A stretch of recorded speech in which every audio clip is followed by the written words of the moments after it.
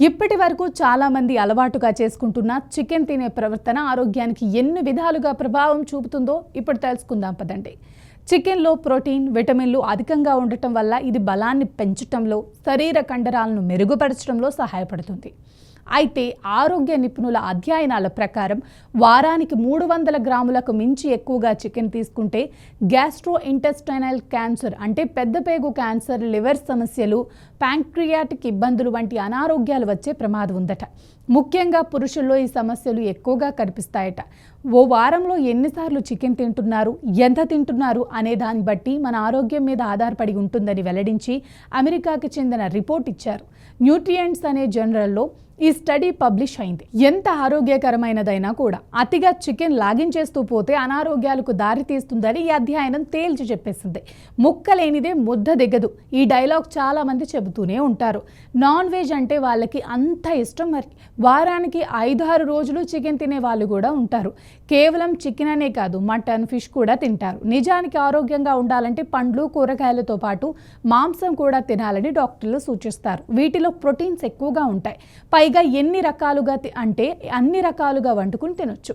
Restaurants, హోటల్స్లోనూ ఎన్నో chicken వెరైటీలు దొరుకుతాయి. సీజన్తో సంబంధం లేకుండా ఎప్పుడైనా దొరుకుతుంది. ఇదంతా బాగానే ఉంది, కానీ రుచిగా ఉందని, చాలా హెల్దీ అని ఎలా పడితే అలా తినేస్తే మాత్రం ముప్పు తప్పదని హెచ్చరిస్తున్నారు ఆరోగ్య నిపుణులు. వారానికి 300 గ్రాములకు మించి చికెన్ తింటే గ్యాస్ట్రోఇంటెస్టైనల్ క్యాన్సర్ వచ్చే ప్రమాదం ఉందని హెచ్చరించింది. అయితే ఈ సమస్య మహిళల్లో కన్నా పురుషుల్లోనే ఎక్కువగా ఉండే అవకాశం ఉందట. ఇప్పుడు చెప్పినట్టుగా వారానికి 300 గ్రాముల కన్నా ఎక్కువ చికెన్ తింటే క్యాన్సర్ రావడంతో పాటు ఆయుర్దాయం కూడా తగ్గిపోయే ప్రమాదం ఉందట.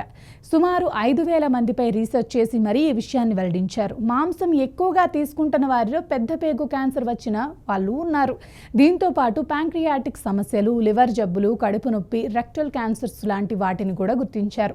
ఇలా పరిమితికి మించి మాంసం తింటున్న వాళ్ళలో సుమారు 27% మంది ఏదో ఒక జబ్బుతో ఇబ్బంది పడుతున్నారు. వీళ్ళల్లో పురుషులే ఎక్కువగా ఉన్నారు. వారానికి 200 గ్రాముల చికెన్ తిన్న వాళ్ళల్లోనూ గ్యాస్ట్రోఇంటెస్టైనల్ క్యాన్సర్ వచ్చిన వాళ్ళు ఉన్నారు. ఈ లెక్కలన్నీ చెప్పేది ఒకటైతే మాంసాన్ని మితంగా తీసుకోవాలి. ఎంత రుచిగా ఉన్నా సరే నోరు కట్టేసుకోక తప్పదండి. చికెన్ తినటం వల్ల ఇవన్నీ వస్తాయని చెప్పటం లేదు. అతిగా తినటం వల్లే సమస్యలు వస్తాయి. అయితే మితంగా తీసుకుంటే ఇదే ఆరోగ్యాన్ని ఇస్తుంది. వారానికి 2 లేదా 3 రోజులు మాత్రమే మాంసం తీసుకోవాలి. మొత్తం మీద వారానికి 100 గ్రాముల వరకు తింటే ఎలాంటి ముప్పు ఉండదని ఈ అధ్యయనం తేల్చి చెప్పింది. రోజూ కాకుండా గ్యాప్ ఇస్తూ వారానికి 2-3 సార్లు తినటం వల్ల ఇబ్బంది ఉండదు. అలా కాకుండా రోజు తినటం వల్ల ఇప్పుడు చెప్పుకున్న సమస్యలన్నీ వస్తాయి.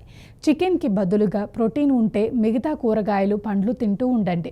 అప్పుడు డైట్ బ్యాలెన్స్ అవుతుంది. క్యాన్సర్ వచ్చే ముప్పు కూడా తగ్గుతుంది. బయట హోటల్స్, రెస్టారెంట్స్లో తినటం చాలామందికి ఎప్పుడూ అలవాటైపోయింది. వీకెండ్, హాలిడేస్ ఇలా ఎప్పుడు టైం దొరికినా అందరితో కలిసి బయటకు వెళ్ళి తింటుంటారు. అయితే అక్కడ ప్రాసెస్ చేసిన మాంసాన్ని తినటం వల్ల సమస్యలు ఇంకా పెరుగుతాయంటున్నారు నిపుణులు. రెడ్ మీట్ తినటం కూడా క్రమంగా తగ్గించాలి. చికెన్ విషయానికి వస్తే స్కిన్లెస్, బోన్లెస్ చికెన్ బ్రెస్ట్ మాంసం దాదాపు 174 గ్రాముల వరకు ఉంటుంది. అయితే ఇందులో 85 గ్రాములకు మించి ఎక్కువగా తినకూడదు. చికెన్ అనేది ప్రోటీన్ మరియు విటమిన్ B12, కొలైన్ వంటి పోషకాల సమృద్ధిగా కలిగిన ఆహారం. ప్రోటీన్ బలాన్ని పెంచుతుంది, కండరాల అభివృద్ధికి దోహదపడుతుంది. ముఖ్యంగా పిల్లల పెరుగుదలకు ఇది అవసరం. విటమిన్ B12 శరీరంలో నరాల వ్యవస్థను మెరుగుపరుస్తుంది. కొలైన్ మెదడును బాగా పనిచేయడానికి సహాయపడుతుంది. అందుకే డాక్టర్లు కూడా పండ్లు, కూరగాయలతో పాటు మాంసం తినాలని సలహా ఇస్తారు. మాంసం కూడా ఒక పోషకాహారమైన అది బలం, శక్తి కోసం మితంగా తీసుకోవాలి. తక్కువ సంతులిత ఆహారంతో, వ్యాయామంతో ఆరోగ్యాన్ని కాపాడుకోవచ్చు. మీ ఆరోగ్యాన్ని కాపాడుకోవాలనుకుంటే మీ ఆహార అలవాట్లను ఈ అధ్యయనం సూచనల మేరకు మార్చుకోండి. రోజు కాకుండా వారానికి 2-3 సార్లు మాత్రమే చికెన్ లేదా మాంసం తీసుకోండి. ఆరోగ్యకరమైన పండ్లు, కూరగాయలు, బీన్స్ వంటి ఆహారాలు మితంగా, తరచుగా తీసుకోండి. అలా చేస్తే మీరు ఆరోగ్యంగా, శక్తివంతంగా ఉంటారు. అంతేకాకుండా అనారోగ్యాల ముప్పు కూడా తగ్గుతుంది.